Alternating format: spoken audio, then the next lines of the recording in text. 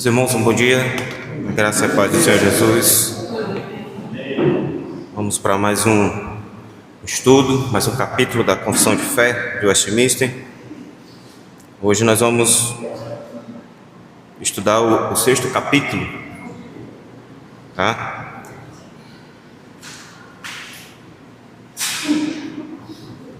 O sexto capítulo ele vai tratar da queda do homem, do pecado e do seu castigo. É um capítulo que às vezes a gente pula, né?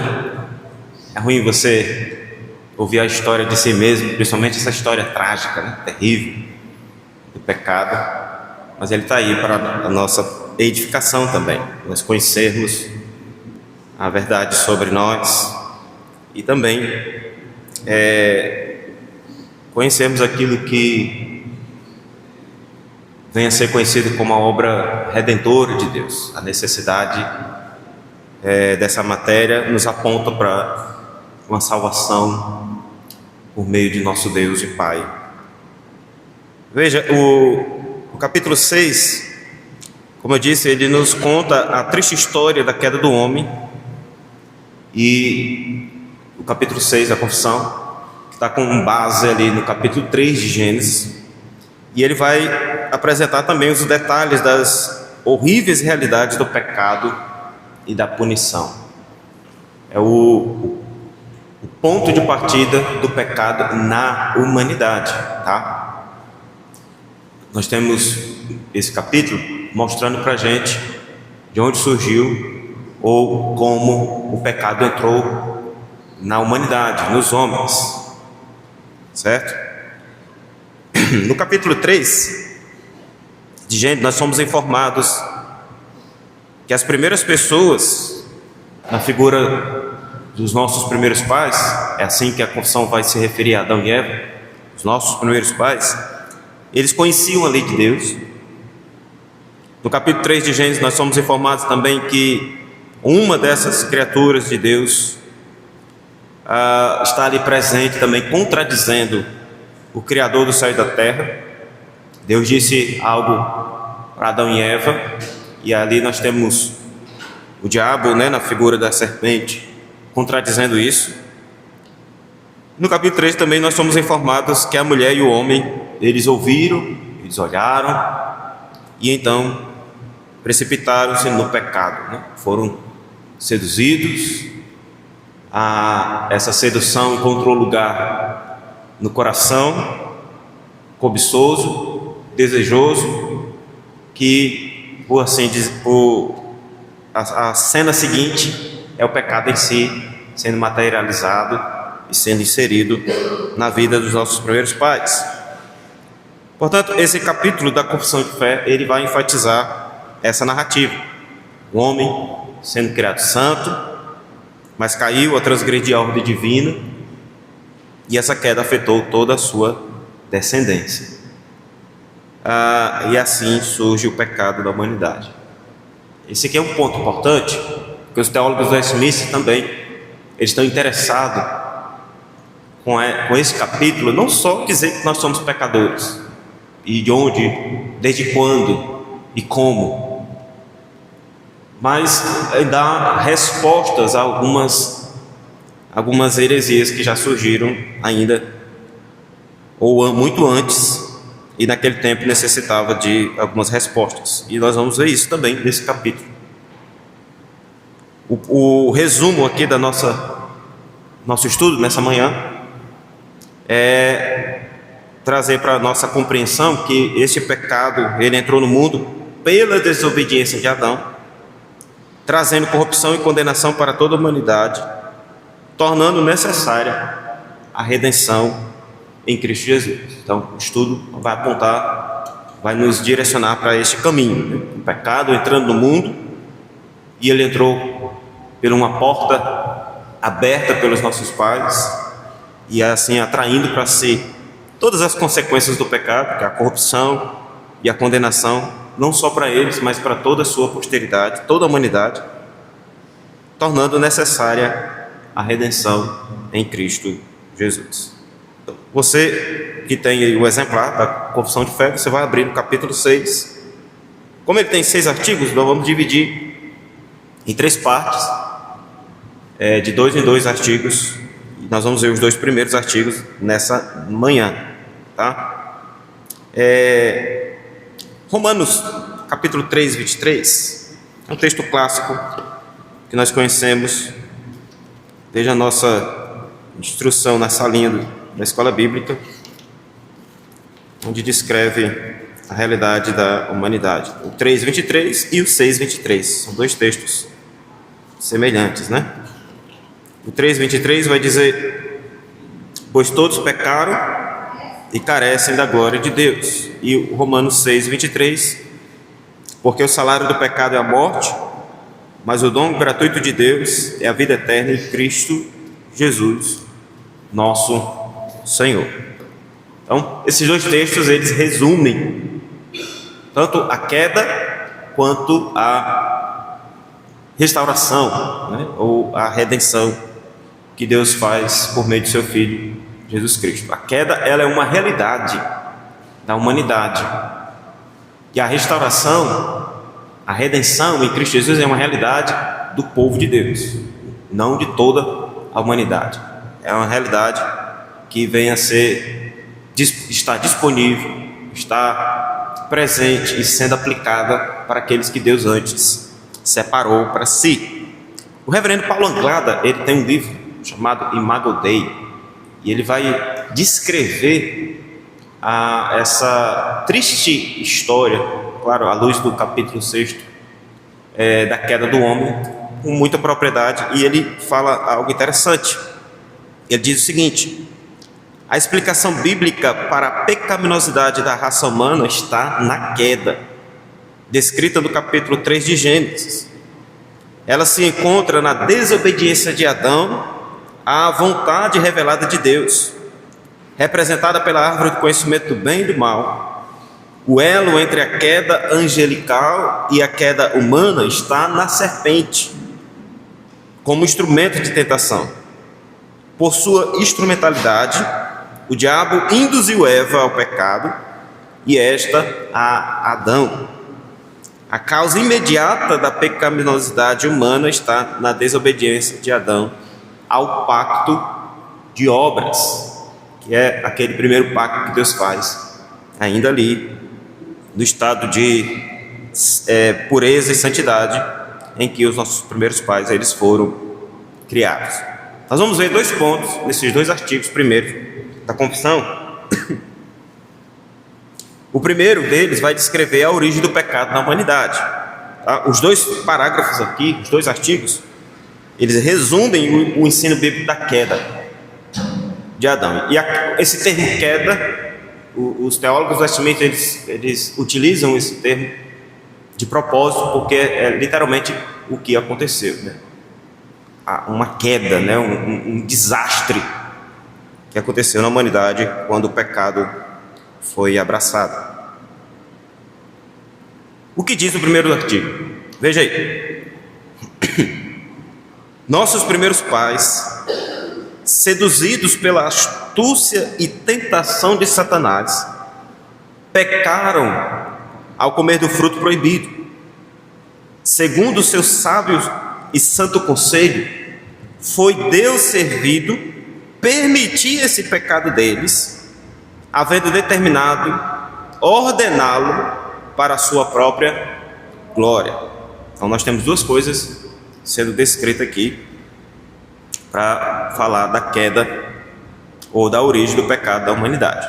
Então, o que a confissão vai descrever aqui? Primeiro, ela admite a existência de Adão e Eva quando ela diz nossos primeiros pais. Ou seja, ela reconhece que a humanidade ela tem origem em um casal, não é num trisal e nem em um par, mas um casal, homem e mulher, que existiu na história e que o pecado na humanidade tem origem neste casal, certo? Que diz Gênesis 1, 26 e 27, ali nós temos o relato de como esse homem, esse casal, ele foi criado tá? Qual é a essência da criação deles. Também disse Deus: façamos o homem à nossa imagem, conforme a nossa semelhança.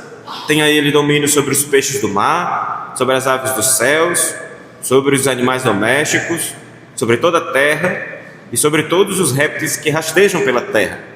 Criou Deus, pois, o homem à sua imagem. A imagem de Deus o criou.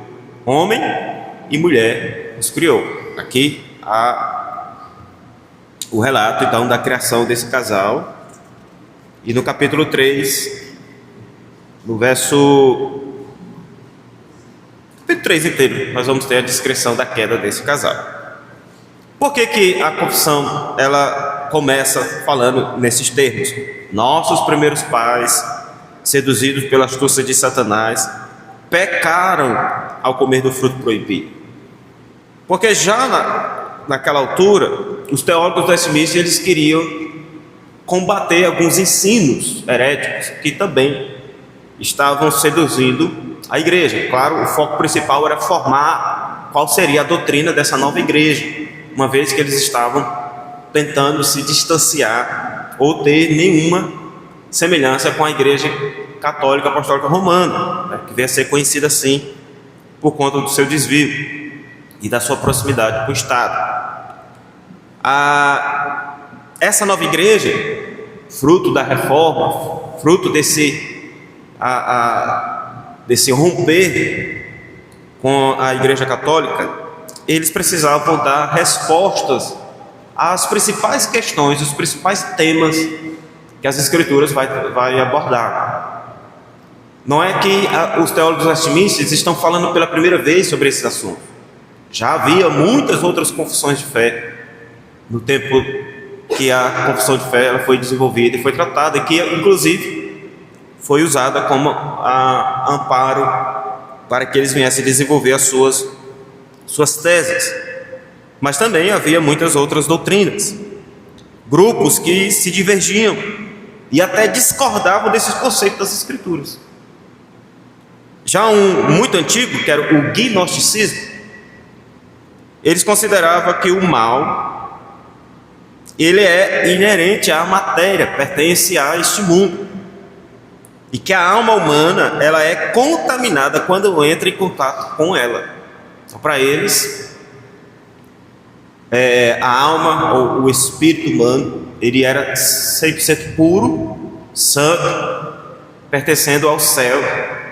E quando se uniu a este corpo no mundo, a este corpo que para eles está manchado ou está por si mesmo, já na sua raiz, em pecado, em delitos, em maldade. Então, quando esse espírito habita nesse corpo, ele passa embora habitar num corpo mau, ele passa a ser conduzido nestes termos, sem estar 100% contaminado. Essa é uma explicação que eles dão, inclusive, para o que aconteceu com Jesus, né? Para eles, Jesus nasceu em pecado, foi criado debaixo de um casal em pecado, mas na ocasião do seu batismo ele recebeu o Espírito de Deus, que o fez então a fazer coisas boas, a andar e praticar coisas agradáveis a Deus. Na ocasião da sua morte, o Espírito voltou ao Pai, e o corpo que é mau desceu à sepultura. E eles, alguns que creem nisso. Os teólogos do Westminster divergem, não creem nisso. Nós vamos ver já. Outro grupo que já existia era também os evolucionistas.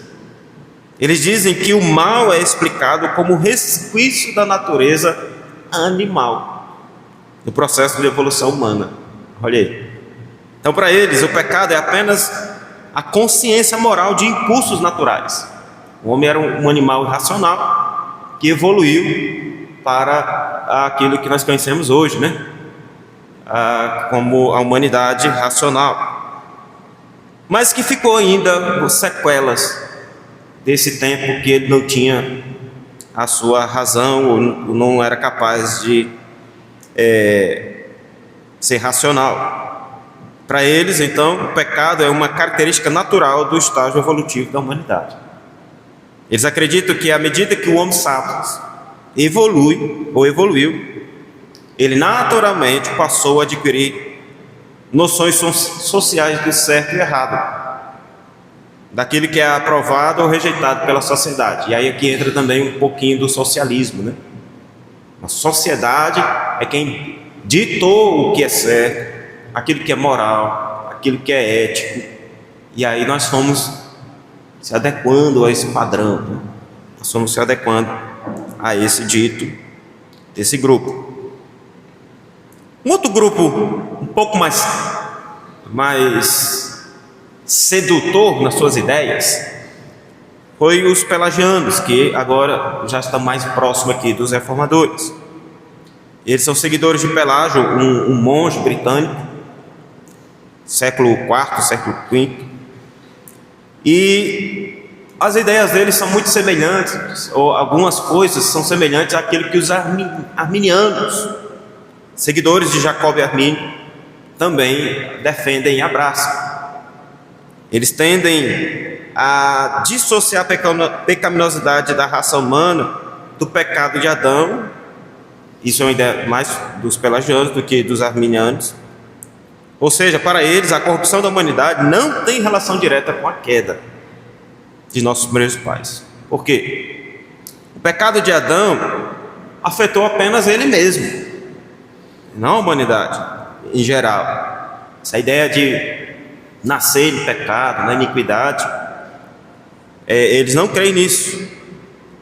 O pecado não foi transmitido à humanidade toda. Cada pessoa nasce em um estado de inocência, sem a culpa herdada de Adão. É isso que eles defendem. Outra coisa que eles defendem é que o ser humano, ele pode, por conta disso, por ter nascido inocente, evitar o pecado. Como cada pessoa nasce sem corrupção, é possível viver uma vida sem pecado apenas com esforço pessoal, praticando boas coisas, dando esmola, fazendo obras de caridade, sendo respeitoso. Você vai encontrar muita gente assim. Você sai aí falando do amor de Cristo e a pessoa dizendo que, mesmo negando Cristo, que ela vai para o céu, que ela tem, inclusive, ela é merecedora do céu, porque ela não rouba, ela não fuma, ela não bebe, ela não mata, ela não mente. É uma pessoa moralmente, aos olhos da sociedade, uma pessoa boa. E o resultado disso é eles creem que a graça divina, ela é útil, mas não é essencial para que esse homem ele alcance alguma dádiva da parte de Deus. Eles afirmavam, os pelagianos, que a graça de Deus ajuda, mas não é necessária para que alguém pratique o bem. Aí aqui é nesse ponto que os arminianos eles são parecidos nas ideias, porque para eles o homem ele precisa de Deus para salvá-lo, mas o homem ele contribui para a sua salvação, assim como ele também contribui para perder a sua salvação. Então o ser humano ele tem plena capacidade moral de obedecer a Deus por conta própria, como ele também é capaz de decidir por si mesmo, sem nenhuma interferência divina, se ele vai ser salvo ou não. Aí trazendo para nossos dias, nós temos a psicologia, né? Que é uma visão mais moderna da mistura dessas coisas. Embora eles se veem apenas como uma ciência e que não tem respostas ou não se atrevem a entrar no campo da fé ou da religiosidade, eles não tratam diretamente do conceito teológico do pecado original, por não reconhecer assim, eles não veem assim pecado original. Isso não é uma ideia que eles abraçam, e por conta disso deixar que apenas a fé ou a religião dita o que eles querem a respeito desse assunto. E eles dizem que a ideia de pecado que sugere uma inclinação natural ao erro ou à transgressão pode ser interpretada pela psicologia evolutiva como uma consequência da luta pela sobrevivência. O ser humano ele precisa se sobressair na sociedade, precisa ter um lugar, precisa sobreviver, né? Ou ter aí a sua existência defendida. Ele acaba tomando certas ações e posturas que não é visto moralmente por outros de maneira correta, tá? Eles dizem também que traços, por causa disso, traços como o egoísmo, a agressividade e desejo de poder podem ser vistos como adaptações evolutivas que ajudaram os seres humanos a competir e a sobreviver. Então é uma mistura de tudo isso que a gente viu, né? Dos evolucionistas, o que os pelagianos de certa forma acreditavam. Então, o ser humano ele está se adaptando ao meio.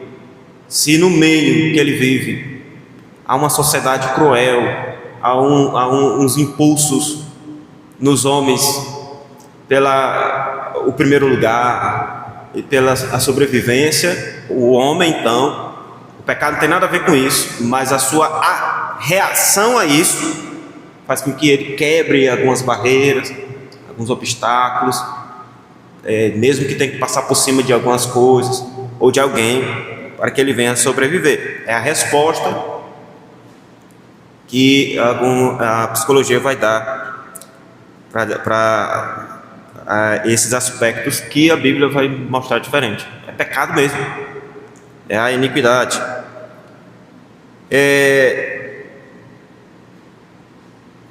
Qual é a definição então da teologia reformada de pecado? Não é filosófica e nem especulativa. Todas estas são assim, estão fazendo apenas suposições do que seja. Mas a resposta ou a definição reformada a respeito desse tema, ela é bíblica. Qual o primeiro capítulo da confissão de fé? A Escritura. É a fonte da nossa fé, é a regra de fé e prática da igreja. O Breve Catecismo de Westminster é um livrinho menor que foi desenvolvido para as crianças, mas que nós adultos precisamos também estudar e ler. Na pergunta 14 ele responde, por exemplo, tentando definir o pecado como qualquer falta de conformidade com a lei de Deus ou qualquer transgressão dessa lei. É aquilo que as Escrituras vai dizer na primeira carta de João, capítulo 3, verso 4. O que é dito lá? Todo aquele que pratica o pecado também transgride a lei, porque o pecado é a transgressão da lei. Foi exatamente isso que Adão e Eva fizeram. Qual era a lei? Não coma do fruto da árvore do conhecimento do bem e do mal. E eles fizeram exatamente isso, quebrando a lei de Deus. Já pecaram tendo essa disposição, e esse pecado deu lugar a muitos outros. Embora muitos reformados, inclusive eu penso assim, que o pecado na humanidade raiz, né, que foi o fundamento para a desobediência, foi a incredulidade. Porque foi exatamente isso que o diabo disse para ela: não, vocês não vão morrer. O que acontece? Então eu não creio mais em Deus, agora eu creio no diabo. E por não crer mais em Deus, eu desobedeço ele. E por crer no diabo, eu obedeço o diabo.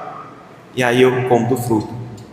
Tá? Aí uma série de pecados são desenvolvidos ali, né? A cobiça, a mentira, tantos outros. O adultério, né? O adultério a gente já estudou aqui que ele não é só relacionado a pecados sexuais, mas o deixar de adorar a Deus sobre todas as coisas para adorar a criatura, outros deuses, nós estamos cometendo um adultério espiritual. Então, todos os 10 mandamentos foram quebrados ali com Adão e Eva, quando eles obedeceram ou quando eles comeram do conhecimento do bem e do mal.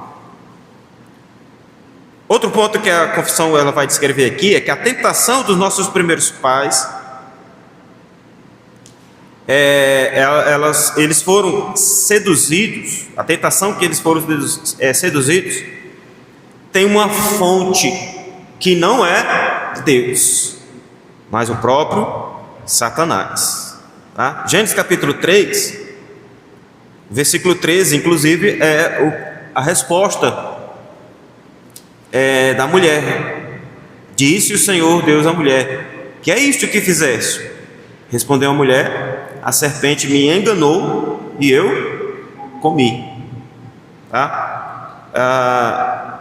O Paulo vai dizer algo semelhante lá na sua segunda carta aos Coríntios, no capítulo 11. Deixa eu ver se é isso mesmo.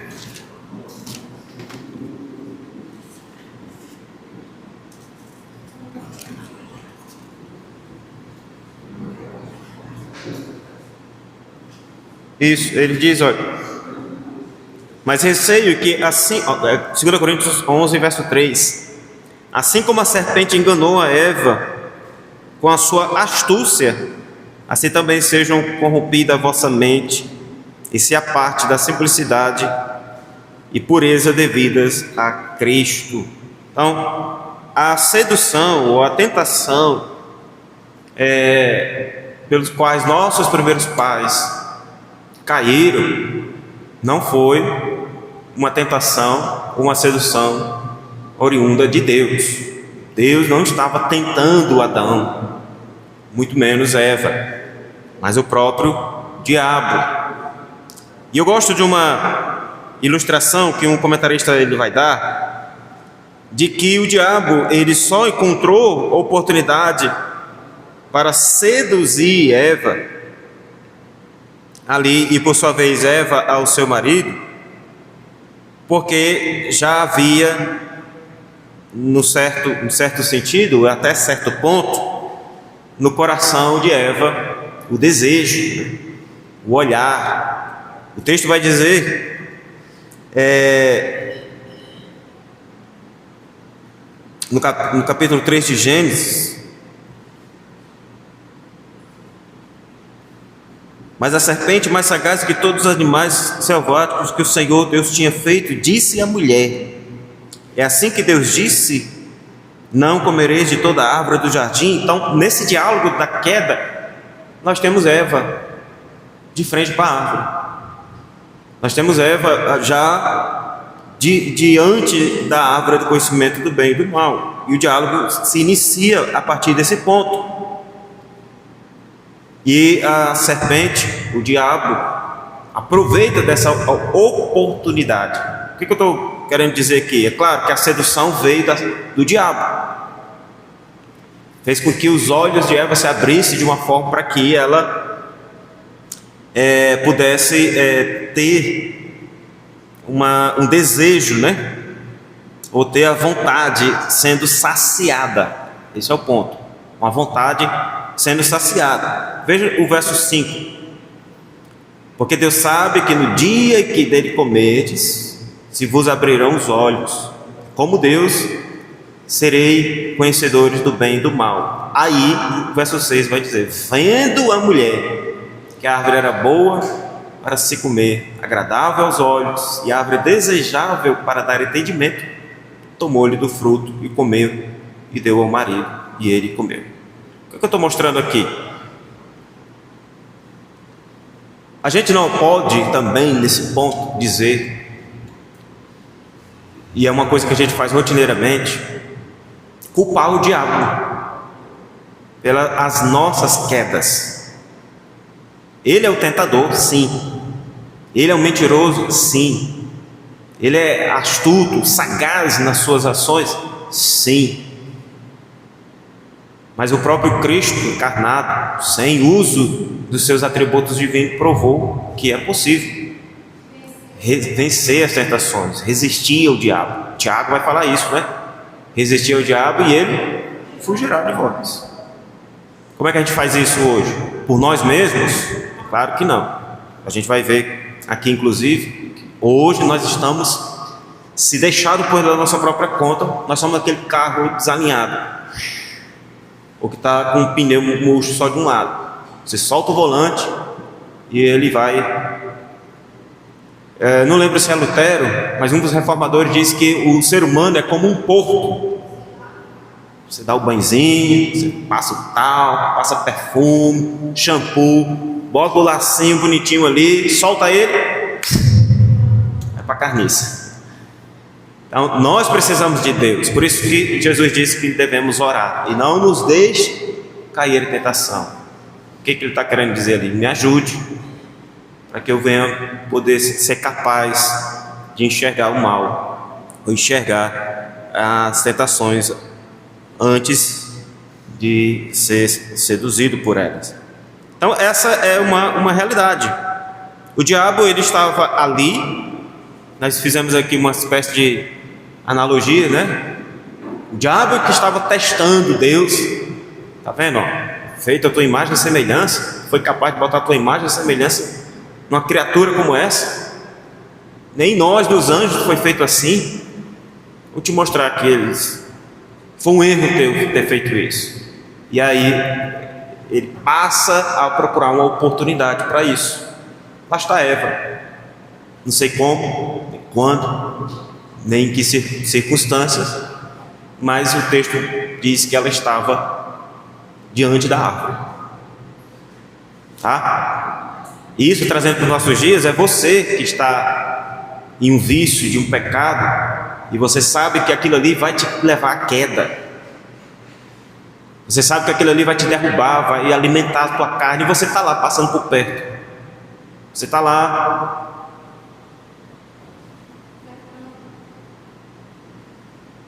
É lógico que a próxima cena vai ser você. Aproveitei para beber uma água. A próxima cena vai ser você degustando. E naquele momento vai ser maravilhoso a sua carne. Mas o fim é trágico. As consequências vêm. É por conta disso que muitos dizem, culpam Adão pela queda de Eva. Cadê Adão que não estava protegendo sua esposa? Cadê o cabeça do lar que não estava como um sentinela atento e vigilante para a sua casa, a sua família? Então é importante esclarecer isso.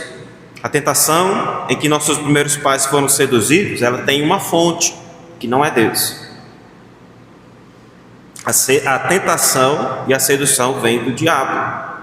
O desejo e a cobiça é fruto do coração da própria Eva e também do seu marido. A King James vai dizer que, inclusive, que Adão e Eva estavam ali, Adão estava ali, presente.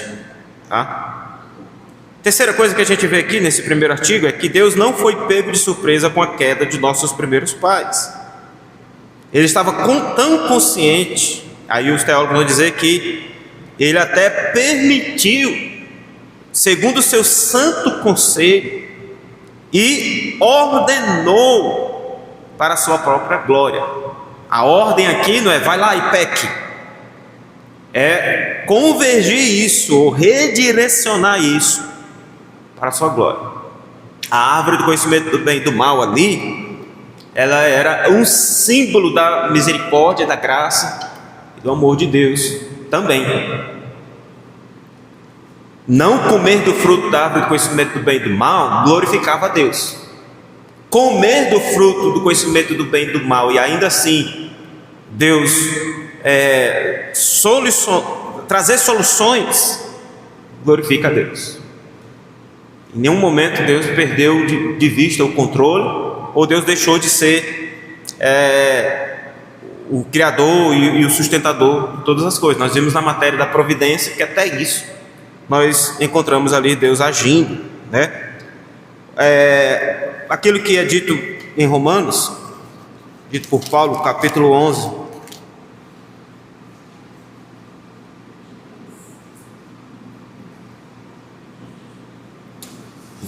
capítulo 11, verso 32, ele diz o seguinte: porque Deus a todos encerrou na desobediência, a fim de usar de misericórdia para com todos. Então, naquela analogia que a gente trouxe, tudo bem, diabo, vai lá, faz o teste.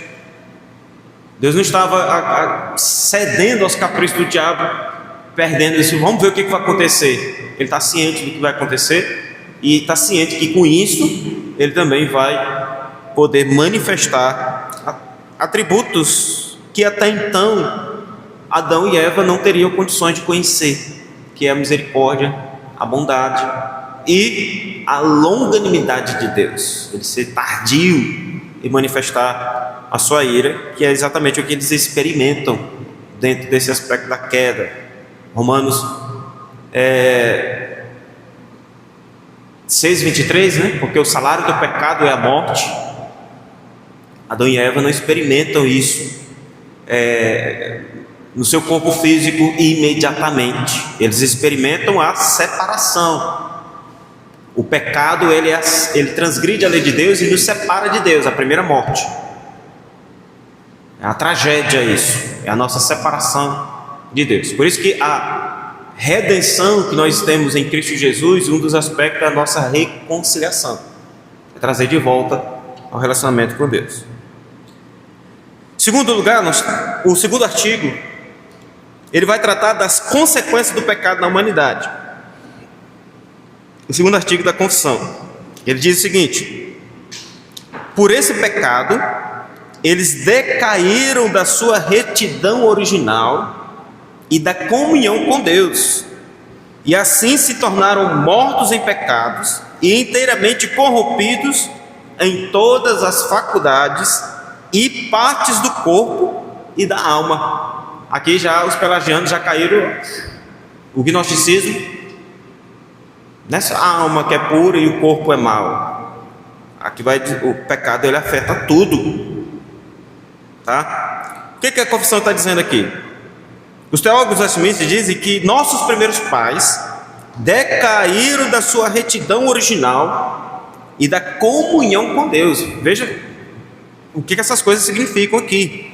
Aqui nós temos aquela expressão que ficou usada pelos reformadores, a teologia sistemática, inclusive, para descrever o que aconteceu com a humanidade, quando dizem que eles decaíram, né?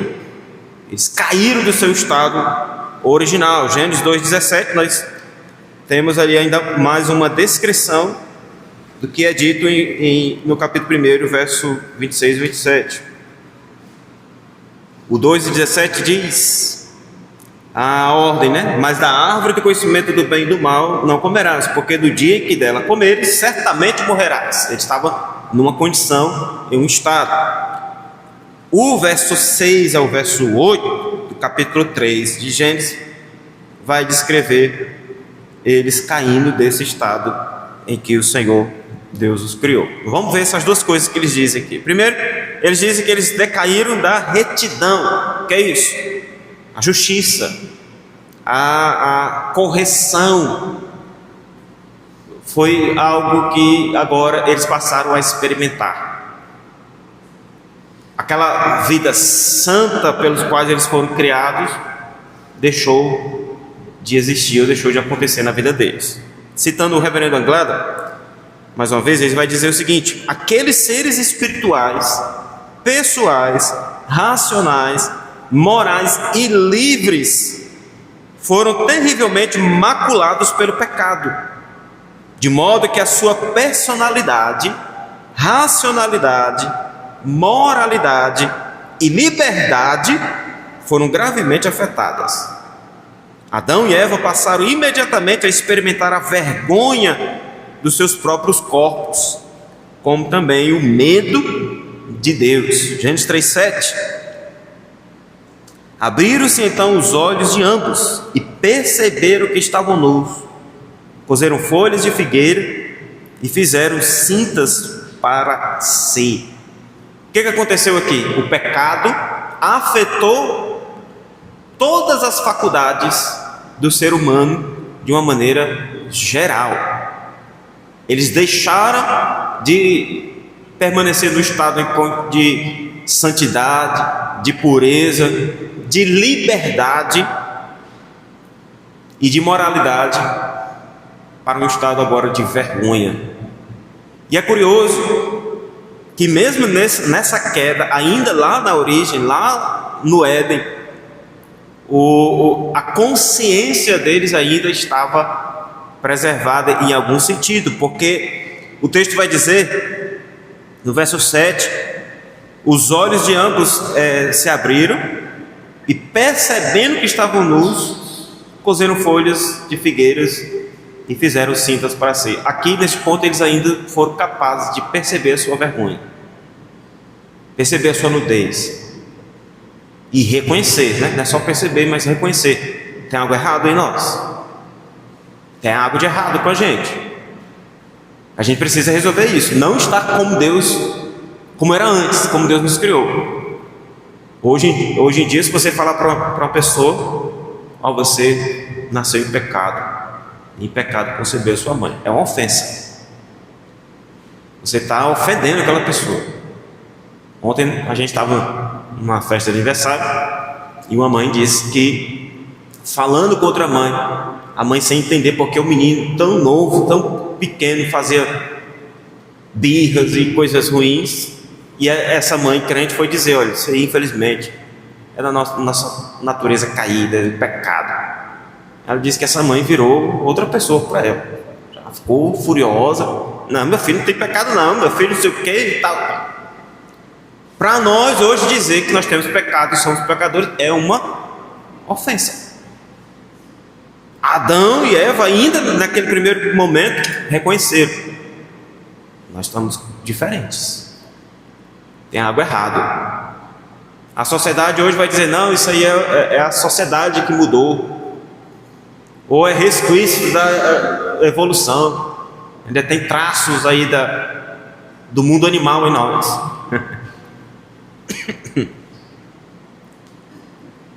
O reverendo Aguilar, então, ele diz que todas as faculdades do ser humano, a personalidade é a primeira a ser afetada, a racionalidade, o raciocínio, tá? Paulo vai dizer que tendo conhecimento de Deus, não adoraram como Deus. O nosso culto foi tocado. A nossa moralidade, aquilo que a gente para uns é errado, para outros é certo, aquilo que é profano em uma determinada época, para outra já é legal, já está certo.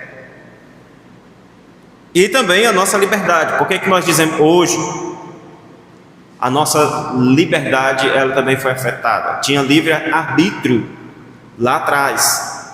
Hoje nós temos arbítrio, mas não livre. Está manchado, ele está tocado pelo pecado. O nosso arbítrio, ele vai nos levar a fazer aquilo que alimenta os desejos da nossa carne. Tudo isso foi afetado. Adão e Eva passaram imediatamente a experimentar a vergonha dos seus próprios corpos. E no verso 10 ainda, o medo de Deus. Eles responderam: ouvi a tua voz do jardim, e porque estava nu, tive medo e me escondi. É assim que o homem vem reagindo até hoje, fugindo de Deus. É por isso que na igreja, as primeiras características, ou as primeiras reações de alguém que está em pecado, é se ausentar da comunhão.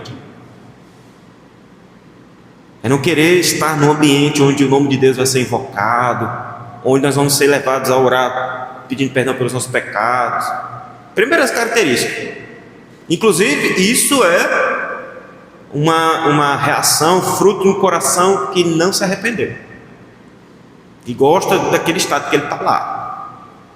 Então, quando você vê alguém dizendo: eu não vim para a ceia porque eu pequei, isso só mostra para ela não ter se arrependido, confessado seu pecado, abandonado, e então comer do pão e tomar do cálice. Isso mostra que ela não se arrependeu. Ela está gostando daquele ambiente. É preferível se esconder de trás das árvores. O pecado ele faz isso. O pecado ele trouxe essa tragédia na vida do homem. vergonha dos seus próprios corpos, Adão e Eva tiveram, e medo de Deus. Qual é a outra coisa que os teólogos vão dizer aqui?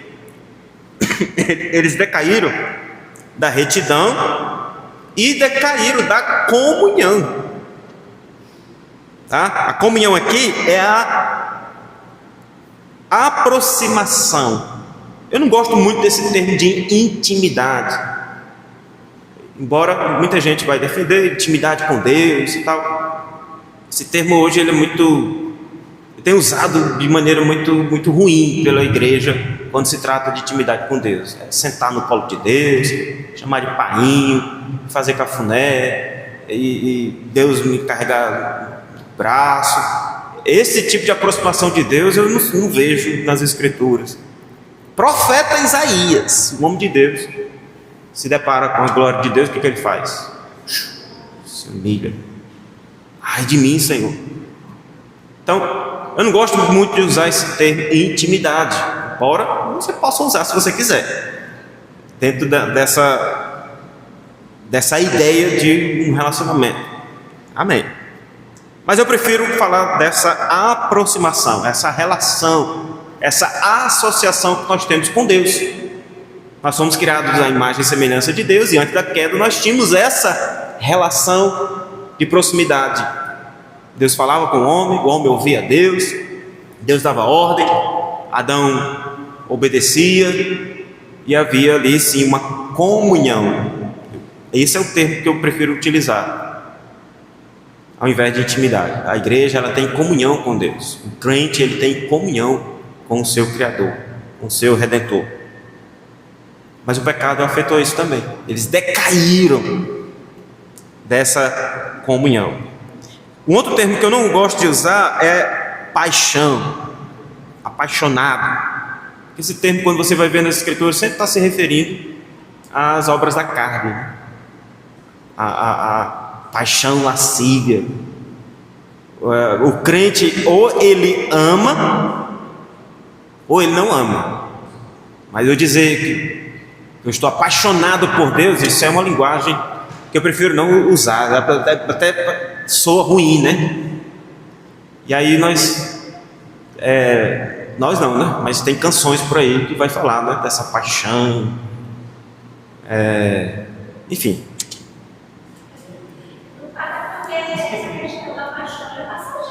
Passageiro, exatamente. Acaba. Chega outro aí e você já está se apaixonando por outro, né?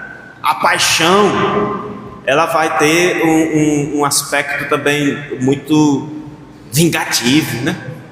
Ilusório, passional. Você vai comprar briga, tomar partido, vingança.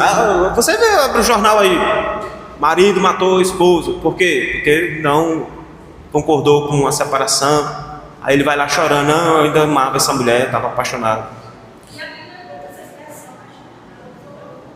O amor, exatamente. E embora a gente vai ver que na escritura o amor também não é o amor humano, né? O amor como fruto do Espírito que vem para que nós venhamos amar da maneira correta. Mas veja, o pecado também afetou a nossa comunhão com Deus. E aqui é um ponto onde a humanidade, os homens em si, eles não reconhecem isso. Eles podem até ser convencidos do seu pecado, podem até ser convencidos de que agora eles estão nas suas faculdades e no seu agir contaminados pelo pecado, mas até um bêbado ou um homem ímpio, impuro, você chegar para ele, não, eu faço minhas orações todo dia, Deus é meu Pai, Deus em primeiro lugar. O homem em si, ele dificilmente ele vai reconhecer. Você já viu alguém dizer, a não ser um satanista mesmo, fora eles, você vai ouvir alguém dizer assim, não, eu todo dia eu faço minha oração para o diabo, ou invoco o diabo, alguma coisa assim. Todo mundo tem ali o seu apreço por Deus, né? Por quê? Porque essa é uma das coisas que dificilmente o homem reconhece, que está longe de Deus, que que está separado de Deus, que o pecado afetou esse relacionamento e essa relação. E esta é uma consequência inevitável e imediata do pecado. Ele nos separa de Deus, impede a comunhão da criatura com o Criador. O próprio Adão com a sua mulher perceberam que não estavam mais numa condição aceitável diante de Deus. Isaías capítulo 59, versículo 2, ele vai dizer o seguinte: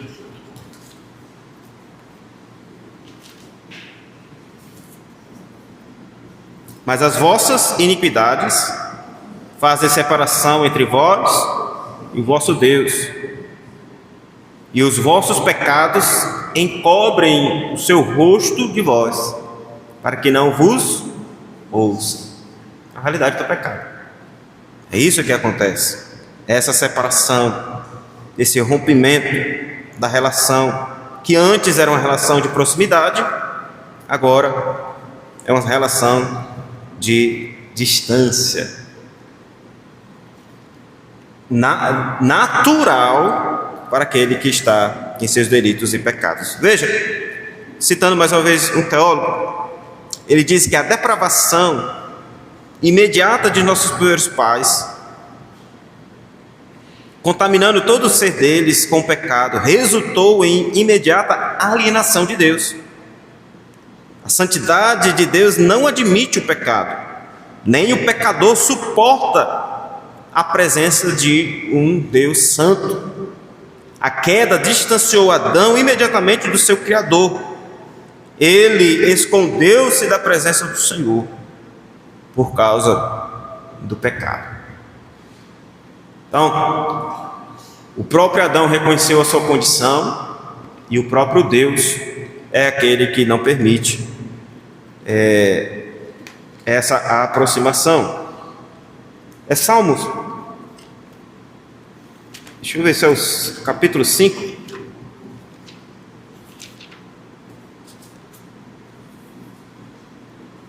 Isso, capítulo 5, versículo 4. Nós temos a relação de Deus com esse pecador e o pecado, né? O versículo 4 e o versículo 5. Alguém lê, por favor, aí.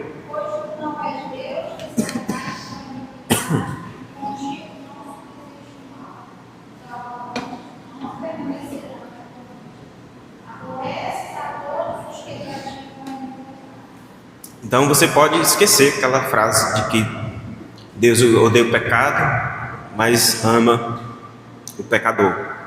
É o pecador que Deus não quer relação nenhuma com ele. É ele quem vai ser lançado no inferno e ser punido pelos seus pecados. O pecador. É claro que Deus ama pecadores arrependidos, né? Aqueles que foram redimidos. Aí Deus, quando olha para você que se arrependeu dos seus pecados e creu no sacrifício de Cristo, e o sangue de Jesus te purifica do pecado, Ele não vê você, Ele vê o sangue de Jesus, a obra de Cristo na vida, na sua vida.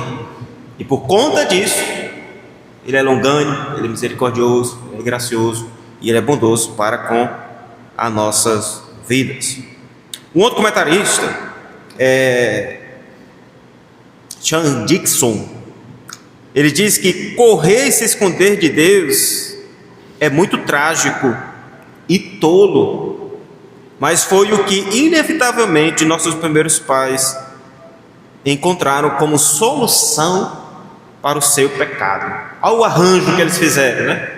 O homem, quando ele tenta fazer um arranjo para tentar resolver o seu problema, ele só vai atrair mais tragédia para a sua vida, mais problema. Primeiro, eles tentaram esconder a sua vergonha. Gênesis 3,7 fala isso. Abriram-se então os olhos de ambos, e percebendo que estavam nus, coseram folhas de figueira e fizeram cintas para si. O que é esse abrir os olhos? É aquilo que Deus disse: não coma da árvore do conhecimento do bem e do mal. É isso que eles passaram a fazer. a conhecer o bem e o mal. Olha que interessante. Os seus olhos se abriram com a desobediência e eles passaram a conhecer o bem e o mal. Ué, eles não conheciam isso antes? Do seu estado de santidade e pureza, eles não sabiam nem o que era o bem. Eles viviam a vida deles, desfrutando da criação de Deus, do relacionamento conjugal ali, tudo puro, tudo maravilhoso. Quando seus olhos se abriram, depois de comerem do fruto, aí eles, rapaz, o bem era o estado que a gente vivia, e agora passaram a conhecer o mal. Inevitavelmente, eles encontraram ou se depararam com aquilo que veio a ser a sua vergonha. Nos dois sentidos, ficaram com vergonha por perderem aquela primeiro estado, e a vergonha por onde estão agora, né? Aí um comentarista, ele vai dizer o seguinte, que um dos primeiros aspectos do pecado é trazer a vergonha para a nudez, e até isso o diabo também tentou transformar e está fazendo hoje, né? Hoje, quanto mais nu para o homem, melhor. O homem sem Deus, né? O homem no pecado. Quanto menos roupa, melhor. Por isso que eu digo que ainda lá no Éden, onde a queda aconteceu, mesmo naquele estado de queda, a graça de Deus ainda estava presente na vida deles, ao ponto dessas coisas serem suficientes para que eles vejam a sua nudez, e ao ver, não ficarem satisfeitos com isso, não ter nenhum prazer com isso, mas vergonha. Ao verem a sua condição, não ficarem satisfeitos com isso, ao ponto de dizer, eu não estou apto para me encontrar com meu Senhor, e aí eles se escondem atrás das árvores, mas Deus ainda assim vai lá. Então primeiro eles tentaram se esconder sua vergonha. Depois, tendo percebido que não fora suficiente, tentaram se esconder de Deus. O que acontece? Primeiro, vamos esconder o nosso pecado. Aí viram que não era possível, porque eles mesmos não eram capazes de esconder deles mesmos. Vamos fazer o seguinte, vamos esconder nós mesmos. Versículo 8: quando ouviram a voz do Senhor Deus, que andava no jardim pela viração do dia, esconderam-se da presença do Senhor Deus, o homem e sua mulher, por entre as árvores do jardim. Isso aqui a gente vê rotineiramente. Os homens, eles primeiros fazem isso, escondem seu pecado, fazem de um jeito que ninguém vai saber, escondido ali, né? É o Cláudio Duarte que diz que ao invés de você ficar olhando para trás para ver se não tem ninguém vendo, lembre-se que tem um lá em cima, olhando. Os olhos de Deus estão por todo lugar. Então primeiro eles tentam esconder o pecado, mas chega uma situação que num vacilo eles são percebidos, eles são vistos, o pecado está tão aflorado, tão presente, que não é possível mais esconder. Aí é a hora de se esconder de Deus. Como é que ele esconde de Deus? Deixa a comunhão dos santos, deixa de ler a Bíblia, deixa de orar, deixa de vir para a igreja, deixa de dar satisfação para os irmãos, some. Por vezes a gente já lidou com o conselho, lidou com gente que a gente foi tratado do pecado quando foi vindo à tona, e aí ao tratar o pecador no seu pecado, eles preferiam, não, eu prefiro sair do que me curvar a essas diretrizes aí que esse Deus está exigindo para a minha santificação ou para a minha reconciliação. É isso que Adão e Eva fez. Ao invés de... Gente, veja, se você está numa condição, num problema, você está viajando, seu carro quebra, é a primeira coisa que você vai fazer. Se o pneu furou, você vai lá no seu step, né? Se for alguém que não sabe de nada, vai ficar desesperado. sabe nem para quem ligar, tendo o step ali, né?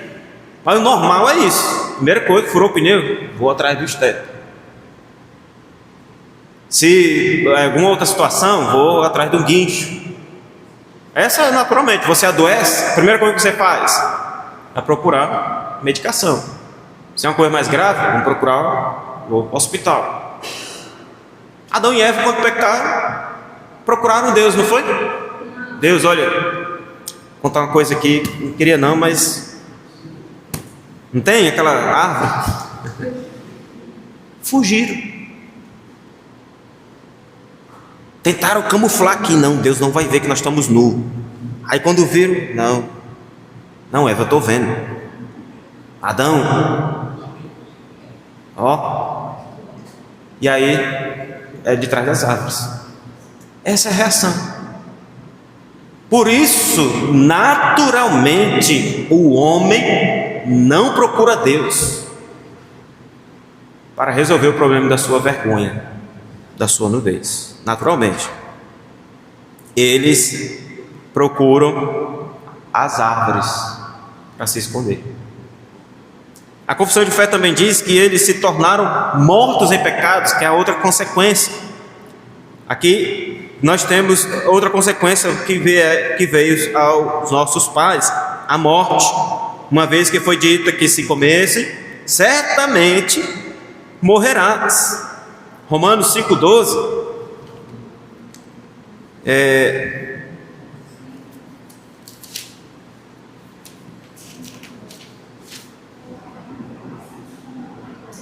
Portanto, assim como por um só homem entrou o pecado no mundo, e pelo pecado a morte, assim também a morte passou a todos os homens, porque todos pecaram.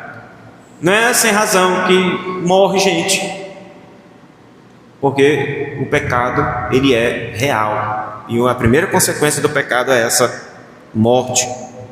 Um comentarista puritano vai dizer que, como Deus tinha advertido quando ele deu sua lei, essa morte espiritual deu início a uma morte física. No dia em que Adão e Eva neciamente comeram da árvore do conhecimento do bem e do mal, eles morreram no sentido real. Sim, foi uma morte lenta, mas morte e decadência agora entraram em seus corpos e mentes, e se tornou inevitável a partir daquele momento que eles voltem ao pó. Essa é uma das consequências, a morte, nos três estágios, ou pelo menos a morte na Bíblia é descrita em três estágios, né? A morte espiritual, a morte física e a morte eterna. Adão experimentou da morte espiritual e experimentou da morte física, e Deus não deixou que ele experimentasse a morte eterna. Gênesis 3,15, ali a reação de Deus no verso 14 ao verso 15 para resolver esse problema de Adão. Por isso que eu creio, e a maioria dos teólogos reformados também creem, que Adão e Eva foram salvos, né?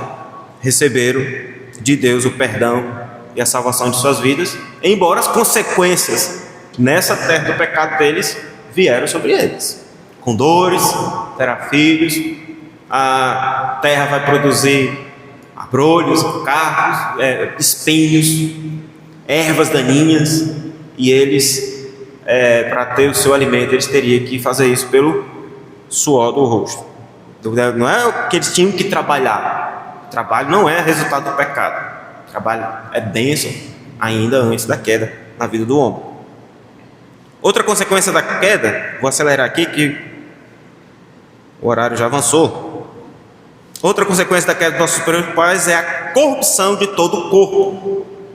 A confissão diz que os nossos primeiros pais ficaram inteiramente corrompidos em todas as faculdades e partes do corpo e alma. O pensar, o agir, o sentir, todos os instintos deles agora estavam corrompidos. Nunca mais os seres humanos comuns seriam sábios como eles foram criados para ser.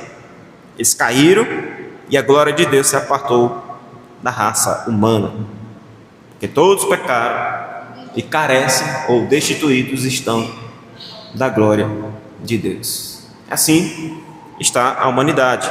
A verdade nua e crua é que somos totalmente depravados, no sentido de que somos inteiramente corrompidos em todas as faculdades e partes do corpo e da alma. Você pode ser a pessoa boa, faz coisas boas, que tem boas intenções, que no final essa bondade, essas boas intenções, ela tem um fim em si mesma.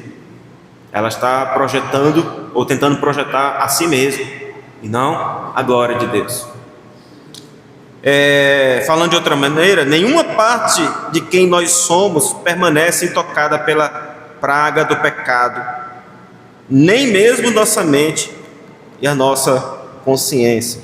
Todos foram afetados. Tudo que nós fazemos, tudo que nós pensamos, tudo que nós nos envolvemos está afetado, como o texto vai dizer, por essa praga do pecado. Tito, capítulo 1, versículo 15. Todas as coisas são puras para os puros, todavia, para os impuros e descrentes, nada é puro, porque tanto a mente como a consciência deles estão corrompidas. A corrupção que os teólogos do Smith vão dizer em relação a isso. Pois bem, irmãos, finalizando aqui, o que nós vimos aqui? O pecado ele tem uma origem na humanidade, embora a origem no mundo em si é entre os anjos, né? A gente tem ali alguns teólogos vão dizer que até esse momento somente o diabo, somente Satanás e não os outros anjos estavam nessa condição. Depois da queda do homem é que ele então arrasta uma parte dos anjos, porque esses demais anjos se convenceram de que o que o diabo tinha dito a respeito de Deus ter posto a imagem e semelhança equivocada nos homens foi verdadeiro. Uma parte dos anjos se convenceram disso. Mas até aqui o pecado está presente no diabo. Até então ele tem esse trânsito no céu e na terra, e quando vem para a humanidade e para o mundo em si, ele acontece por meio dos nossos primeiros pais.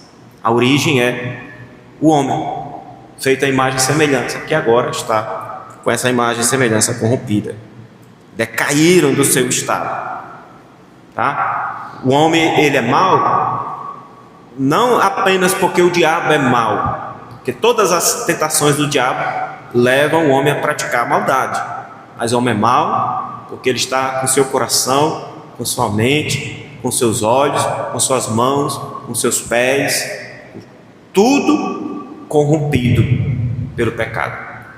Mas ele não é tão mau ao ponto de Deus perder o controle e não conseguir frear os homens.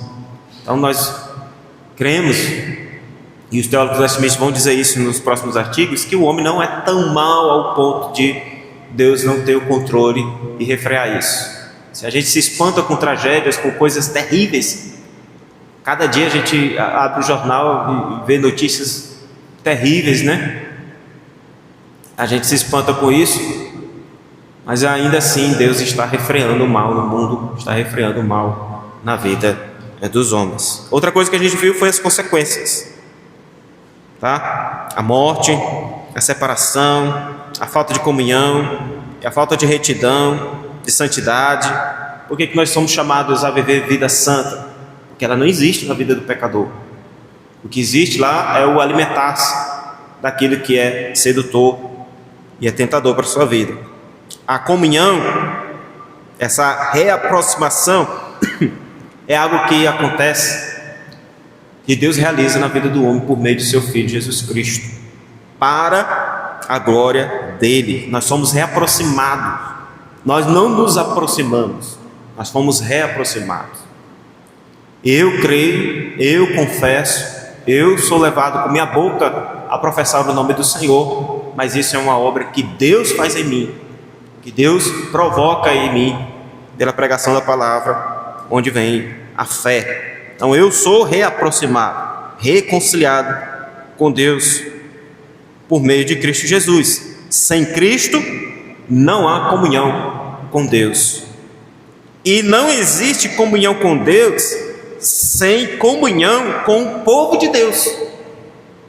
A igreja, ela é o instrumento de Deus para realizar as suas obras e para fazer conhecido o seu nome, inclusive adorado. Portanto, a igreja é o lugar onde nós desfrutamos da comunhão com Deus de maneira mais plena. Você pode ter o seu momento de comunhão em casa, ler a sua Bíblia, fazer suas orações, mas ela vai acontecer de maneira muito mais plena, muito mais vontade, por assim dizer, e muito mais glória no meio do seu povo, no ajuntamento solene, na comunidade dos santos, na igreja do Senhor. Tá? Que Deus abençoe nossas vidas, irmãos, e nos ajude a reconhecer e encarar o pecado como uma realidade de nossas vidas e recorrer a Ele, o perdão e a reconciliação. Não recorra à árvore para se esconder, recorra a Deus. Faça isso para o bem da sua própria vida e para a glória do Senhor. Amém?